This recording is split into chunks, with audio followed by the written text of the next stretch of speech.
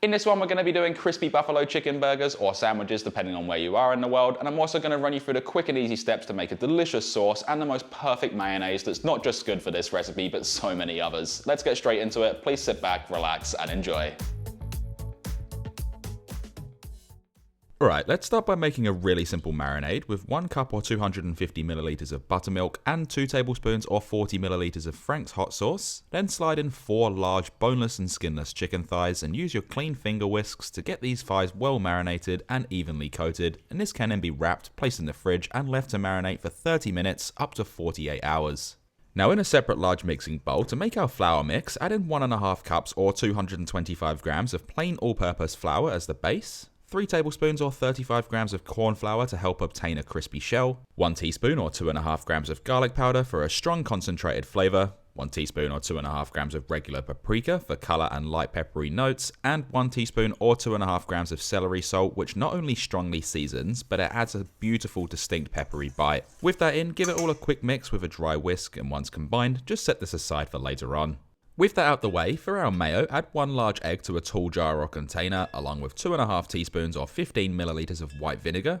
1 teaspoon or 10 grams of Dijon mustard, and 200 milliliters or 200 grams of the oil of your choice. Just don't use Evo, sesame or motor oil. Let's then place in an immersion blender and whip this up on high speed to create an emulsion, which is mixing 2 or more ingredients that don't usually combine, or in this case using fat bonds to combine with water particles. This can also be done by hand by securing a bowl, adding all of the ingredients but the oil, then give this a really good whisk, and whilst continuously and vigorously whisking, very slowly pour in the oil to combine. Next, we need 10 grams or 0.3 ounces of flat leaf parsley and 15 grams or 0.5 ounces of dill, which can both be given a quick rough chop or a fine chop if you're doing this by hand. Then add both of them into the mayo, with this creating the most simple but full of fresh flavour herby mayonnaise. Get back in there again with the immersion blender and blitz this all together, or if you're doing it by hand, just give it a quick mix through, testing and adjusting seasoning levels to your liking. This can then be placed into the fridge as is, or you can transfer it to a clean jar, and it will last up to 1 week in the fridge and is the perfect mayonnaise for pretty much anything.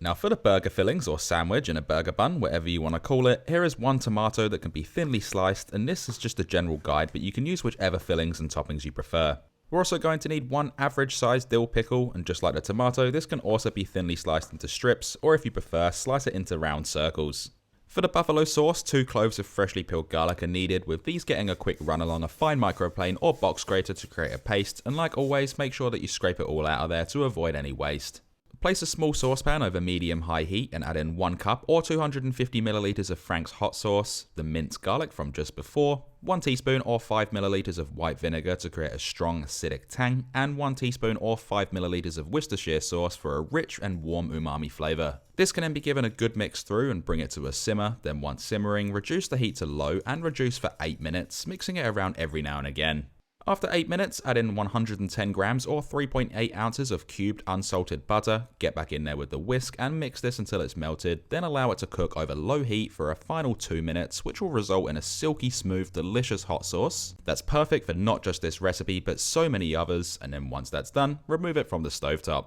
Next, place a large high-rimmed pan over a medium-high heat, add in the frying oil of your choice, and heat this to 170 degrees Celsius or 340 degrees Fahrenheit using a thermometer for the best results. With the chicken well marinated, transfer it from the marinade into the flour mix and coat it really well, getting in all of the little crevices, and I also recommend doing this one at a time, otherwise the flour will get too wet and clump up, which will then not coat our thighs the way we want it. These can then also be placed onto a plate or tray whilst doing the others. At this stage, the oil will be at the correct temperature, so place in 1 or 2 coated thighs at a time, doing so away from yourself to avoid splashback, and fry for 3 minutes on each side or until you have a nice deep golden brown and crispy coating, then remove and place on a wire rack over a tray or kitchen cloth to drain off the excess oil. Once drained, place the chicken into a bowl and pour over that delicious buffalo sauce, with the amount being up to you, then give this a really good mix through, getting it all sauced up. You can also just dip the chicken in the sauce if you wanted to save dishes, it won't make much of a difference the way you do it.